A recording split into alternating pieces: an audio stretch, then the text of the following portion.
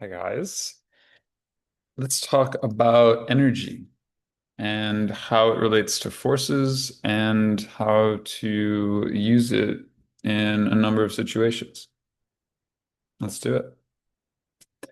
So, in general, I'm just going to tell you what's up, but I think it's best to learn this through examples. But you probably remember from Physics 1 a few things. I mean, where do you dive in? Energy is conserved. We can examine that later in the year of where that comes from and what it really means. It's a quantity that happens to be conserved in the universe locally, globally. It actually might not be conserved because the universe is expanding. Energy can be created kind of out of nothing. I know, big shocker. Don't mean to drop that one right now. But locally, classically, it is conserved.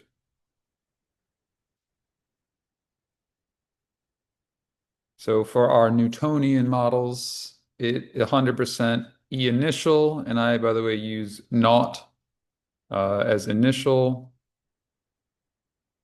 We will obviously have talked about this in class, equals E final. And for now, the two forms of energy in Newtonian mechanics will add other forms later. If we do particle physics, when we do light physics, we'll add light energy. But basically, there's only two forms. It's super easy that the kinetic energy and the potential energy at the beginning equal the potential energy and the kinetic energy at the end because energy is conserved. So if E total is constant, then this is E total, and this is also E total. Done. Easy. So the question is, what form does potential energy take?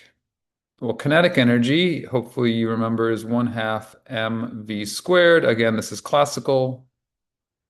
If we do special relativity or particle physics, there's actually a different formula for this. This is only the Newtonian kinetic energy. Just preparing you. The Newton view of the world isn't all-encompassing. It doesn't work in every situation, but it works for human size everyday life. Speeds, sizes, it's great. Newton's view of the world works wonderfully there. So 1/2 mv squared, please know this. You obviously have learned this. I know you learned this in Physics 1. That's what we want. Great. So the question is then, what is the potential energy? Well, the potential energy comes from the force. Force has the potential to take away or add energy. So that's why we say it has potential energy. So gravity has potential energy. We're going to look at springs having potential energy. An electric attraction has potential energy. All chemical bonds, right, are potential energy, right? So think of rubber band, tension, right? A lot of potential energy, let it go, it activates. So potential energy comes from a force that could be activated. So how does this work? Well, let's dive in. This is what I want to overview. So this is really important. And then this is really important. That change in potential energy is negative the change in kinetic energy, right? When one goes up, the other goes down, right? This just comes from this, right? If you obviously increase kinetic energy, potential energy decreases, right? It's just another way of rewriting this. You probably have learned this before as well. But also, change in kinetic energy is called work. And work is the average force times the displacement delta x. Now, you probably just learned to just force delta x because in physics 1, you probably just have a constant force to keep your life easier. But really, it's the average force if your force changes over time. Say the force is increasing, it's still doing work. Say your force is decreasing, it's still doing work. These are also vectors. Right? This connects to our type of acceleration. Obviously, if your force is positive, but your delta x is negative, then of course work is negative. You're slowing down, right? Um, like you're moving to the left, but it's slowing you down to the right. Work is negative, which means delta KE is negative, which means you're slowing down. It's like you're moving left, but you're being pushed to the right. And we'll call positive direction to the right. And obviously, I could have positive be to the left. You might say, why did I do that? Well, I just chose something randomly just to show that it works out. Doesn't matter. So just plug this into here, and we get that delta PE is negative average work times delta X. Aha! So that means force, average force, is negative delta PE over delta X, which means if we were to graph potential energy versus X, and it has some graph to it, then the slope of it, right, is rise, which is delta PE, over run, delta X. The slope is delta PE over delta X.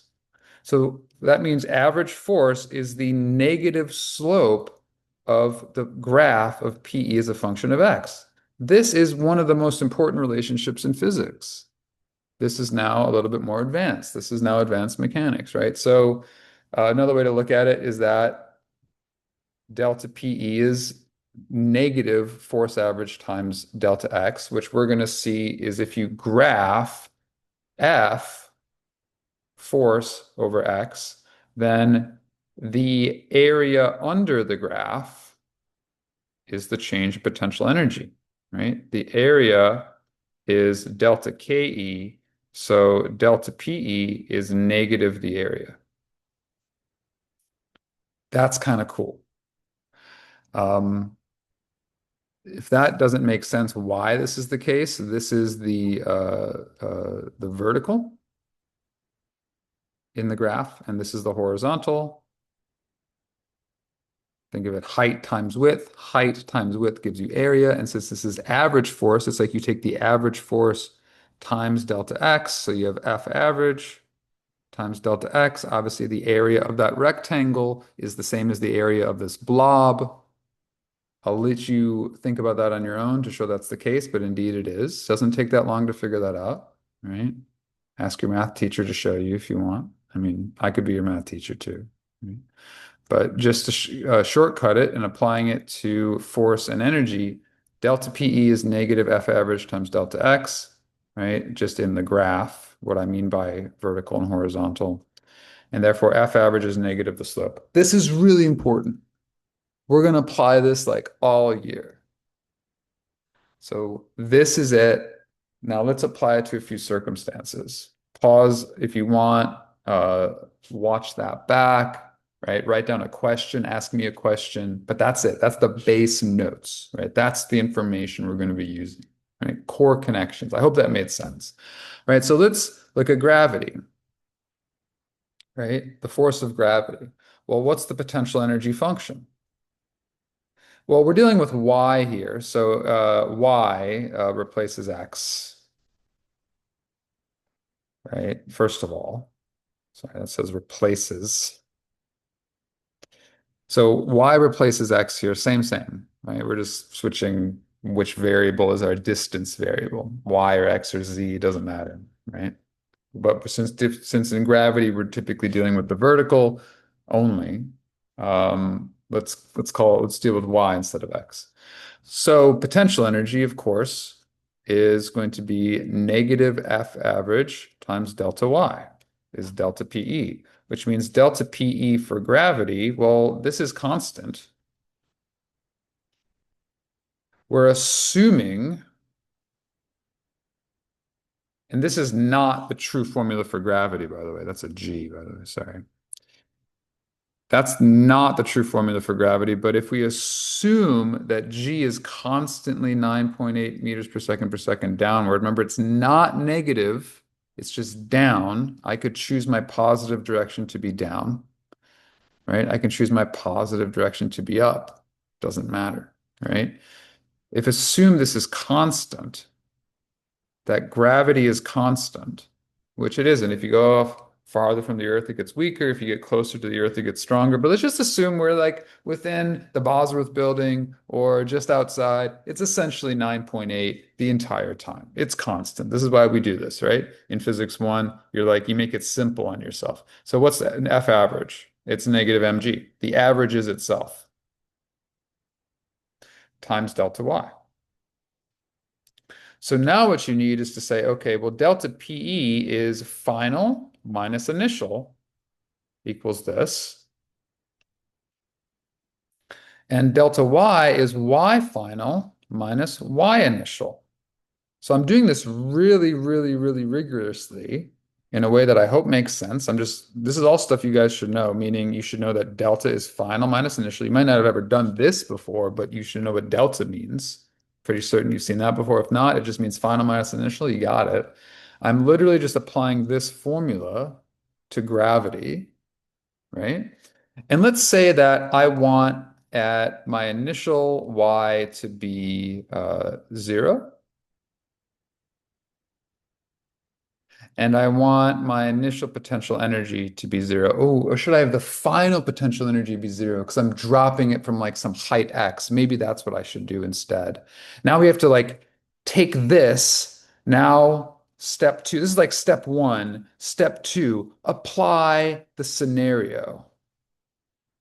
I should be a little bit more formal about this. This is what I'm doing kind of like informally. But scenario, scenario, scenario. Apply the scenario. This is otherwise known as the boundary conditions. So erase this. I didn't think it through. I'm not entirely making it up, but just showing like just through thinking about it, right? I want my initial y to be at a height h, and I want my final y to be at 0. So this is true no matter what. This is true no matter what. If I'm assuming that I'm in a constant gravitational field, right? This is true. Check. 100% of the time. Now, step two, apply the scenario and plug it in. And then solve for whatever you might want to solve for. But I just want to like set up a formula. I'm deriving MGH, by the way. Right? So my potential energy at the bottom, I want to be 0. And if you might notice that this is a choice. What your potential energy equals 0 is sometimes a choice, right? Where you can set, I want potential energy to be 0 at the floor, right? But if I shift it up, the whole potential energy graph shifts up and it works exactly the same. So I'm going to choose that to be 0. So look at this. So I have 0 minus initial potential energy equals negative mg times y final, which is 0 minus h. So notice that I get, wait, did I do that right? Y final equals 0, y initial equals h, right? Potential energy equals there. If you might notice, I'm tripping out because that there's a negative sign. And how we solve this is kind of cool, is that what I forgot to do is vector direction. So if we're being rigorous, which is not what you guys probably did in physics one, but you know how to do this, is that I need to choose a vector direction. So if I'm choosing y equals h to be positive, and this is 0, that means positive is up. And that means going from initial to final, my delta y is negative. But that means my force is also negative, right? So G is not inherently negative, it's down. But if I choose down to be negative, then this becomes negative. So G ends up being negative because of my choice. So I have negative, negative, negative, and what I get is my potential energy, and I'm sorry this is being squeezed in here, but my potential energy initial equals mgh. So that's where mgh actually comes from. It comes from force times distance, where you treat your vectors very appropriately. F is negative, delta y is negative, positive is up, going from h to 0. H is not a coordinate variable. Y is. So when you learn MGH, it's actually a dangerous equation to learn because you're taking a shortcut, which it makes sense to take that shortcut. It shortens it simplifies your world, but it's not rigorously sound. So let me repeat all of this. Let's set it up again. Right? I have positive up. I start out at some Y initial. I want my Y final to be 0, where my potential energy final is 0. What is potential energy now is just a function of Y, or Y naught, meaning Y initial. So maybe I just start out at some Y naught equals H, right? And I want to know what is my potential energy as a function of Y in general, right? Where Y goes up from 0. So, and what we're going to do from this is then solve for kinetic energy as a function of Y. So my force is negative only because I chose positive to be up. We could do this exact same practice where positive is down, but then it makes Y sort of not intuitive in my view, where it makes more sense for Y to go up here and Y to go down in this direction. All right? So this is Y equals positive H initially. So my initial potential energy is that, but what's my sort of final potential energy at any function of Y? Well, if my initial potential energy is mgh and my initial Y is H, right? Then my final potential energy is 0 and my final Y is 0. Then what I can do is replace one of these with just a general function of Y. And what I'm going to do is I'm kind of sitting here saying, well, maybe I want to have it be from my reference point here. So I'm not going to use this and not going to assume it starts at some point H. I'm just going to say, where is it at any point Y? What is my potential energy at any point Y? Right? So I definitely want to have my final position be 0 and my final potential energy be 0. And I'm going to measure this relative to potential energy final equals 0. So that means my potential energy uh, uh, delta PE equals negative F average delta Y, right?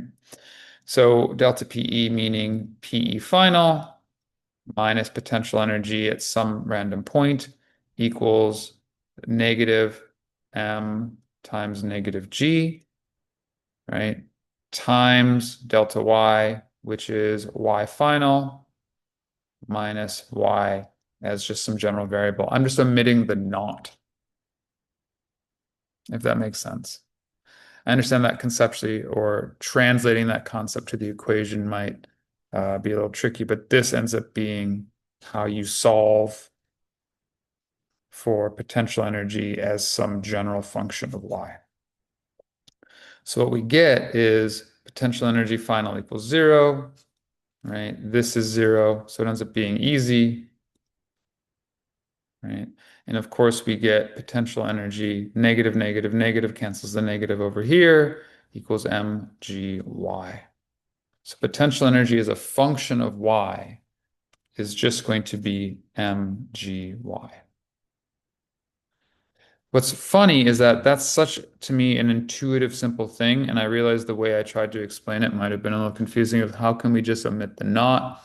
Well, instead of just writing not, I just choose to write y. It's just a variable choice. I just want it from some general point. Doesn't have to be the absolute starting place. Doesn't have to be at h. It can be just some general y.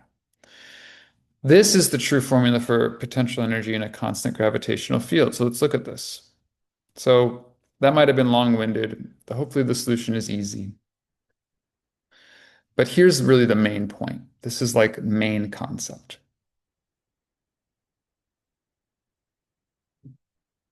Right? The force, right, is the negative slope of potential energy. In fact, I know I said the average force is the negative slope, but really what you can say is, and this takes a little bit longer to show, but I'm just going to tell it to you, is that the instantaneous slope gives you the instantaneous force. And this is true for x, y, or x, right? So this is the instantaneous force, and this is the instantaneous slope.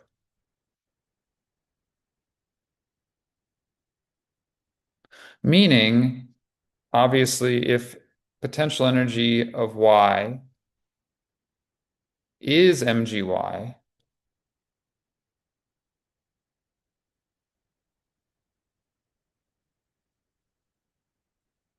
then it's going to be just a line like this, right? It's just a linear function. The slope is mg, right? It's technically, therefore the force is the negative slope. So sorry, I was writing the negative sign a little too soon, which is negative mg, which just means it's down. So I hope that made sense. It's a constant slope, right? The slope is mg, and that should make tons of sense, right?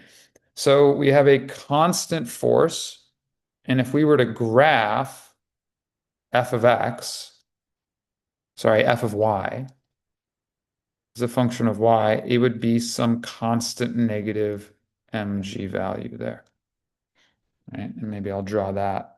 Maybe I'll draw this in blue, and I'll draw this in red. Could probably be more consistent with my colors, but I think that this should make sense. I just want to differentiate the axes from the graph itself. Boom. And so this is constant. So this is the graph of force. We have a constant negative force, which causes a constant slope in potential energy. And notice that for the potential energy increases in this direction and decreases in this direction. That's it. It increases as you go up and decreases as you go down, which we know to be true for potential energy and gravity. So these relationships are the key thing that we're working on, is that force is the negative slope of potential energy. Potential energy ends up being the area, negative the area under the force graph. But more importantly, we can use conservation of energy and that potential energy is negative force times distance to derive any potential energy formula we want. So in the next notes, we're going to apply this to springs going back and forth. Write down any questions you have. You can email me or just ask in class. I want this to make sense, but I hope that the end result that's in the box, just applying that is the most important thing. Thank you guys so much. Bye.